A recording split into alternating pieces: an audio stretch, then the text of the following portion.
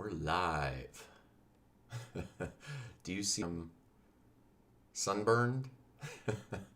I was out a little bit too long today, enjoying a great conversation with a great person.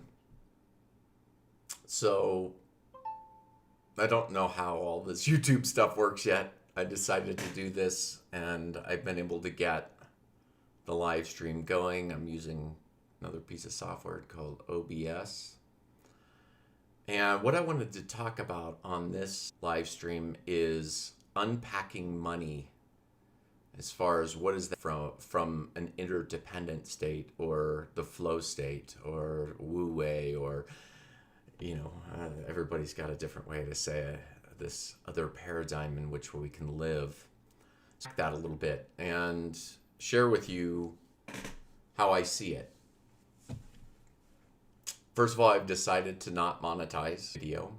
Years ago, actually, it's funny, I tried to get an AdSense account, and I almost got to my $100. That's when they give you, that's a Google AdSense account. That's when they give you your actual payout, is when you get your first 100. I was almost to my first $100, and Google said that I broke their, I violated their policies, which I hadn't. And there was just nobody to. Yeah, and so I was just like, yeah, all right, that's it. I'll move on to the next shiny coin. I've decided to not monetize this. It's not an agenda. I want to practice what I'm preaching. And that's why I need you. I'm not going to monetize.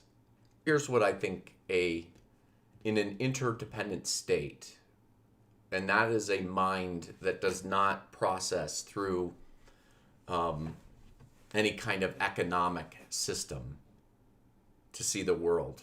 And the way that one thing, just the preachy kind of thing to say is that money is not the root of all evil, but the way that we process or look at money is limited and is not the best for everybody. And that's my whole experiment here, is to show people what I've been doing, what inner work I'm doing. I'm not putting any shells up and just saying, let's do this. Let's figure this out together. Because in an interdependent relationship, if you just look at it by definition, you have at least two people that are perfectly honest with each other, and better, they're sincere with each other. That means that they are both focused on the greatest good for both of them. To me, that's love. When you're in connection with somebody, making decisions based upon any agreements by a culture or anything outside, you're making agreements between two people. So to me, I would say that interdependent state is love. It's when people are valued at the same level. There is no hierarchy. So in that case, you would say, Jim, well then how do you deal with money? And to me, interdependency is feel. Everything is feel. Everything is experience. That's why I unpack my psychology, the psychology of the two different paradigms, as one is a control paradigm and one is a flow paradigm. The reason I call them that is because that's the actual feeling that you get when you're that kind of psychology. So when I was living deep inside the control paradigm, I could feel. I began to, as I studied it, my own behavior, I started to get a sense of when I was trying to control something, or somebody, or the ideas around it. And that's either me being sick, but it can also be me codependent, which means that I give away my power. And so that's you literally feel it. Now that I'm living mostly in flow, it's a really natural feeling for me. And the minute that somebody comes into my world and I feel that they want me, they either want me to take control or they want control for some reason. for me to fit into their narrative, whatever. There's nothing wrong with that. That's what their job is. That's what they're doing. That's what we're all doing. That's what I'm saying here is we're all playing that game. But if we talk about it, then we can basically lift the veil and see that we're just playing a stupid game, the egoic game, and that underneath it is this soul game, which is way more fun. So how does that relate with money? Like, think of a time. So I'll give you the virtue and the vice. I'll give you the side that I feel is the heavy way to look at money. And I'll give you the light side. And I believe that interdependency is the light side of money. And maybe you can feel these examples. Have you ever had of buying something, especially like a piece of art, and it's just so meaningful to you that even if it felt a little bit expensive, let's say you really only could, and you ended up spending $400, but when you handed that person the $400 for that painting, all you could feel like that was for that painting because you got so much, there was so much meaning that came from it. And you could feel that the other person was getting that, having that feel of a gift. Like each person then walks away from the situation and feels as if they just received a gift from somebody else. Now put that upside of kind of what our culture preaches, which is it's just doing business. It's always trying to get the best deal, always trying to one up somebody. And maybe we're not always doing that, and that I'm using extreme examples so you can feel the contrast between the two, because we're baked in our economy. You can see what's happening in our culture is we're baked into this idea that business is the most important thing and money is the thing. But let's not blame money. Money is neutral. Money is innocent bystander. It's what we do with it, what we agree to do with it. Well, if you say, what are you supposed to do with it? Well, this is what I'm doing. This is my gift. This is what I'm saying. We don't practice gift enough in our culture. You see it every once in a while and it feels good, but it's like it's 0.0001% of what we do and how we look at it, because we're so entrained within the control paradigm to believe that and it's the highest that we can do. But I bet if you feel practicing this, you'll feel how good it is, and you'll feel that you're changing somebody else and you're beautifying somebody. You're doing it. You're gifting somebody else this. So what does that mean? So if you get from watching these videos, if you feel that, and that impulse is, I want to support that idea. I want to support moving, these ideas up into a higher echelon within our culture. That might provoke a thought, well, monetarily, I can do that. Okay. And that's fine too. That's good. I mean, you might also just say, hey, love mistress says, hey, Jim, do you need something? Whatever. That's it. That's in interdependency. You can get really creative. It doesn't just have to come down to money, but let's just say it comes down to money and you think to yourself, I want to support this. I've worked hard and these are the ideas that I want to roll out into the world. And you know that you've seen it in something else, that's one way that we can do it. But I don't want you to come from a place of, yeah, I want to give my money so they don't get it. I want you to come from a place of interdependency. Play the game with me. Come from a place of beautifying the world, that you are like, I'm on a mission to find the beauty in the world. So you figure it out. You find the beauty within you in this practice. And so I heard this practice of interdependency, to play interdependency with me. If you feel provoked to give a gift, then you might have a thought, well, how much? And what can I afford? And you start playing the control game thing in your head. And so here's what I want you, and I invite you to do, is to practice. Because if we take an interdependent relationship, you've got to have two people that are good with the transaction. And they have to be sincere and honest, right? So I'm giving that to you. I'm promising you that if you give me something, it was the exact you're supposed to give me. If you didn't feel right to give anything, then don't give anything. And I promise to you, as sincerely as I can, that I understand that that was exactly what was supposed to happen. That is the perfection of it. And that's practicing.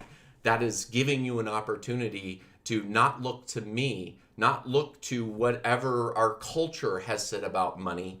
You're creating a new relationship to money that is a gifting experience where it feels like I've just given somebody, and that gift I know is going to come right back to me, because you've had a gift exchange, because you're feeling inside of yourself. If you trust yourself and you get rid of me and the culture and what you should do, and it feels right, a number will come to you. And you offer that number. That number could be a 0. It could be your life savings. I don't know what you do, and I'm not a cult leader trying to push you that way. It's literally your practice, your game. And it's a completely different way to see the world.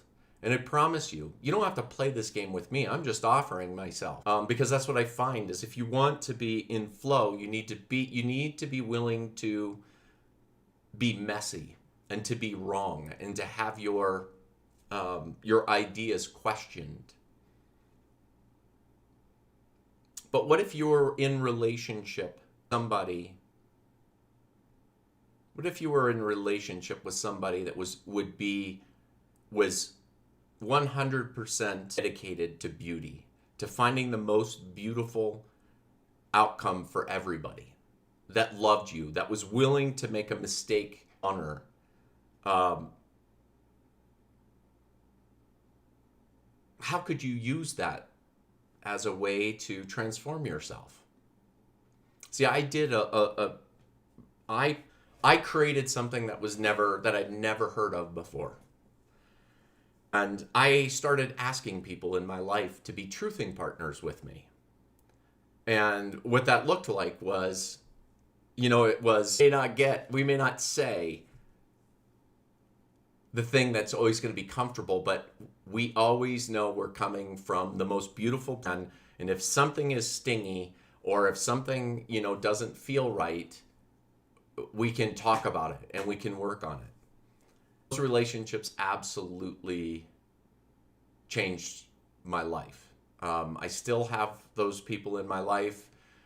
They are the people that have always known me, and like the real me, the authentic me, before I was the authentic me, because I allowed them to see everything. I became I was able to be fully vulnerable with them, and so they got to see the messy. They got to see the messiness. The messiness of my thinking. They saw me be humiliated because my actions.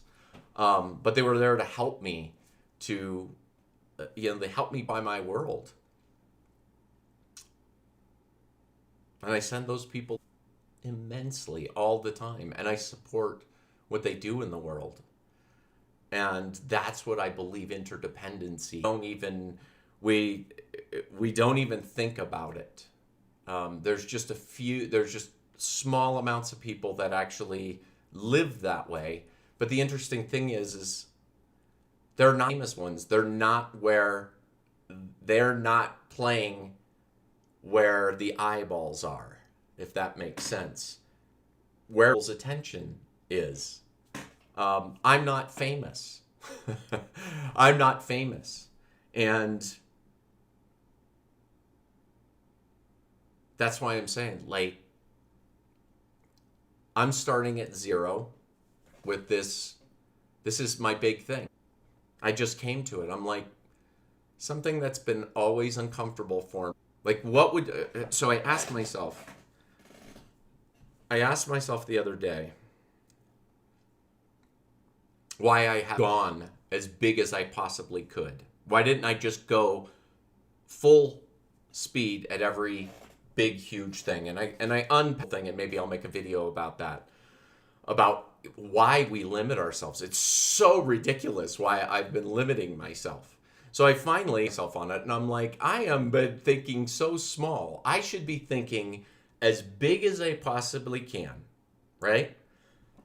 That question that you ask yourself, if you could have the magic wand in the world that we live in right now, where would you go? What would you be doing if that were the case? And all of a sudden, immediately, all of these ideas from the past came back to me. There was a time when I wanted to be a great teacher. Then I wanted to be a real estate investor. Then I wanted to teach real estate investing. Then I wanted to be an actor. I wanted to be a motivational speaker. Then I wanted to be a self-help guy. I wanted to write a book. I wanted to be a spiritual person. I had all of these goals that I went for. And one of the reasons it's taken me so long to wake up was because I didn't have a direction to go in. And now that I know what I'm doing, now that I know the veil's lifted off, I don't have the masks, I can be who I am. I don't have that. So what is it, Jim, that you would want to do right now would be the most joyful thing? And what came to me? I want to live stream. Not to be a YouTube influencer. I want to live stream because I want to play in what I love. I love interdependency. And I want to play with other people that do that. And now, do I want to be the biggest live YouTuber on the planet? You betcha I do. You betcha I do. And you know why? Because that's my dream. And it's also what I believe will change the world. My ideas, I'm saying to you, and I'm challenging you, and I'm saying my ideas will beautify the world. And if I'm wrong, that's what interdependency is about, is that you guys get to help me hone in on my beliefs and make them better and bigger. I want a playground where people can share their ideas, even if their ideas are offend people, because it's our offense. We're afraid of ideas, which is just hilarious, and we create the relationships because of that. So, money wise, at some I have to even like create. I don't even know on my website if at this time if I even have a place if you wanted to donate it. If you really wanted to donate it and you felt it, this is the practice. Do it. Like, figure out. Don't think about shit. Just go and do it. If you're like, oh, but he might think this or whatever else, it's like, no, you connect with me.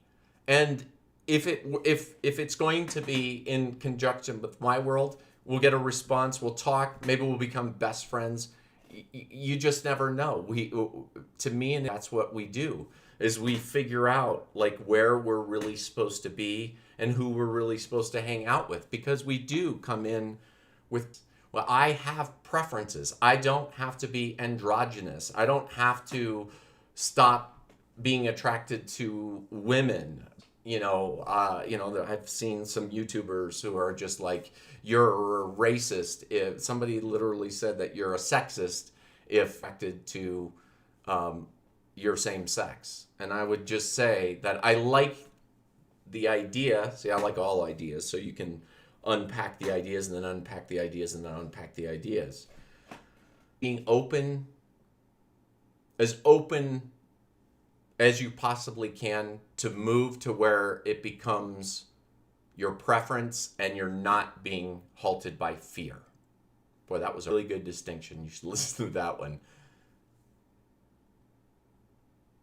Don't let fear, in interdependency, fear is not the decision maker. Beauty is the decision maker. What is the most beautiful thing that I can do in this moment? And that might require humility. And remember, he is two-sided. Everybody thinks of humility, or the popular notion of humility is that you're supposed to humble yourself, and we take that as a sign of weakness.